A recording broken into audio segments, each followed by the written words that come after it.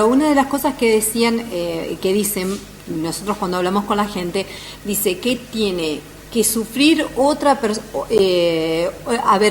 víctima para que la justicia actúe y lo detenga, o en el caso de violencia de género, que se dan casos a nivel nacional, o sea, ¿hasta qué punto no se detiene a la persona? La tiene que matar a la mujer para que se lo detenga directamente en base a la ley con que se cuenta en este momento a nivel nacional y a nivel provincial. Y es lamentable, pero tienen que pasar cosas muy graves para que pase que quede detenido. Es así, lamentablemente. El problema es que hay un vacío legal. Esto lo tiene que entender la gente. Se está trabajando en la reforma.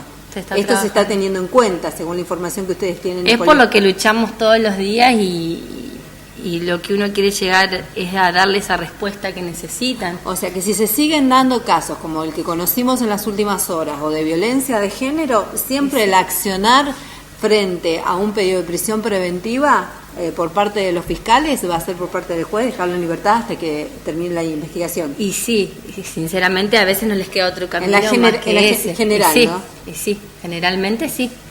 Y bueno, ¿qué es lo que los jueces hacen para preservar a la víctima en la mayoría de los casos? Toman una serie de medidas adicionales, medidas de restricción para proteger a la víctima mientras dure el proceso. Por ejemplo, que no se pueda acercar ni a la víctima ni a la familia por una cantidad de metros, que no pueda asistir a los lugares que ellos asisten, a los lugares públicos, ¿sí?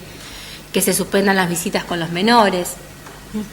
Una serie de medidas que sirven a la víctima como para sentirse un poco contenida, porque si no es un vacío terrible. ¿Dan resultado estas medidas?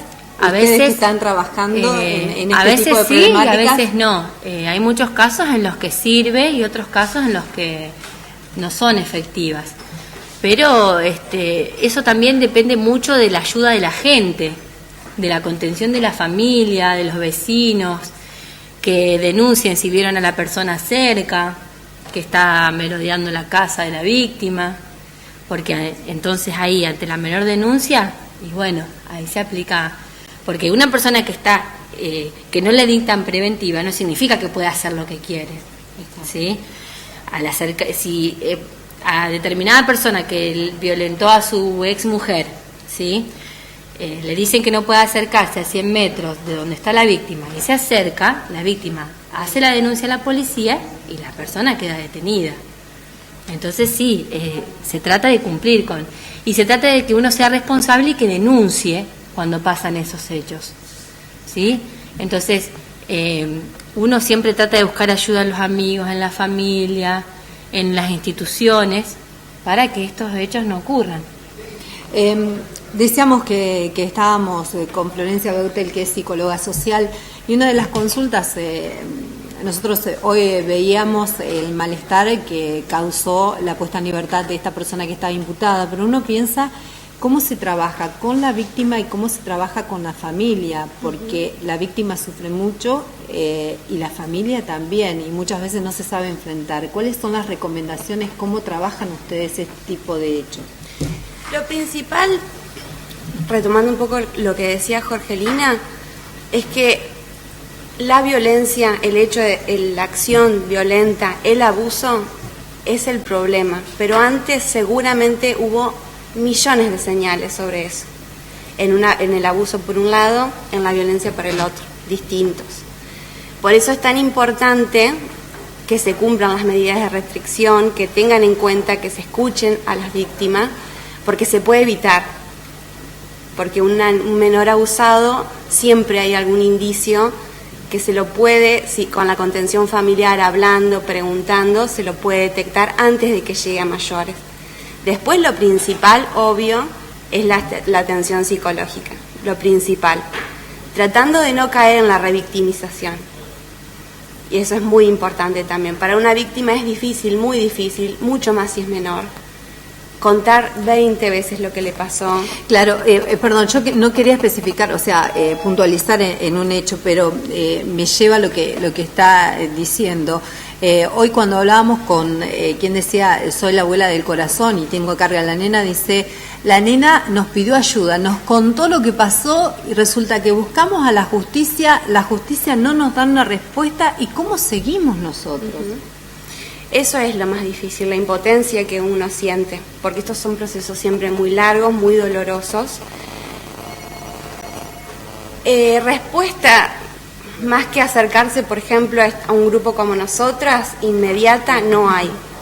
Hay una atención psicológica gratuita en el hospital que puede servir para la víctima.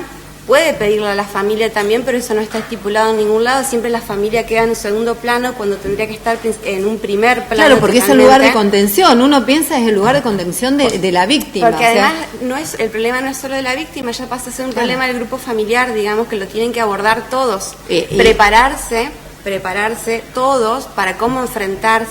Primero con uno mismo, aceptar lo que pasó. Claro, a eso iba, porque muchas veces, pero ¿cómo no me di cuenta de lo que estaba pasando? Porque me estaba dando señales, pero yo no me di cuenta de lo que estaba sucediendo. O sea, uno también se siente como culpable de la situación o de lo que llegó a pasar.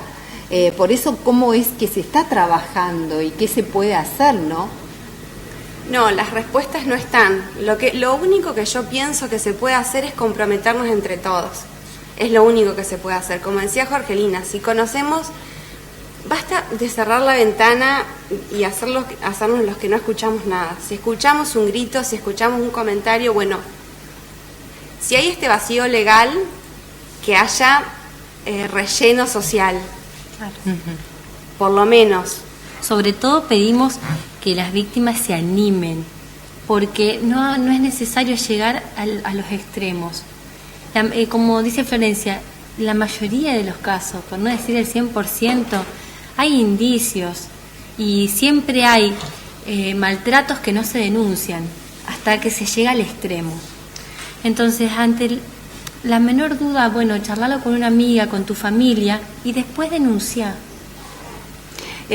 Otra de las cosas que nos daban a conocer algunas estadísticas, ¿ustedes están manejando estadísticas de la cantidad de hechos de violencia de género o de abuso que se producen aquí en San Cristóbal? Nosotros no tenemos una estadística formal, sí la llevamos nosotras por nuestra propia cuenta, los casos que se acercan al grupo, porque hay muchos otros que no, que estamos comenzando y porque tampoco tenemos todavía las herramientas como para darle una respuesta efectiva, más que una contención desde lo que podemos. Legal y psicológica, claro. Que es lo que se está haciendo ahora. Pero son muchos los casos, y esto yo pensaba cuando hoy hablaba Jor, de que hasta dónde tenemos que llegar. Todos los años se acrecienta muchísimo los números de violencia y de abuso, de problemáticas que son muy difíciles, que marcan de por vida. Y algo hay que hacer, y yo creo que... Perdón, una de las cosas, ¿se acrecientan o es que la gente se anima a denunciar lo que antes no se denunciaba? Yo creo que están las dos cosas. Porque también hay una realidad que al no haber ninguna respuesta, pasa, total no pasa nada. No... Bueno, por último, para cerrar, ¿es bueno que la gente se manifieste? Sí, por supuesto que sí.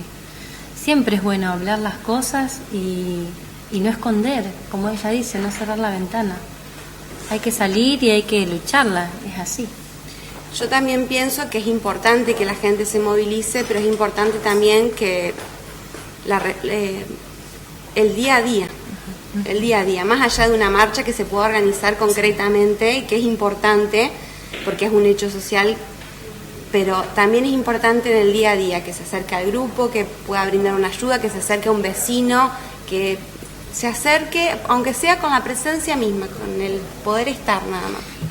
Y en estos casos también es importante cuidar a la víctima, no exponerla demasiado, porque cuando hay una sobreexposición, lamentablemente las cosas no llegan a buen puerto. Entonces también que recordarle a la persona todo el tiempo lo que vivió.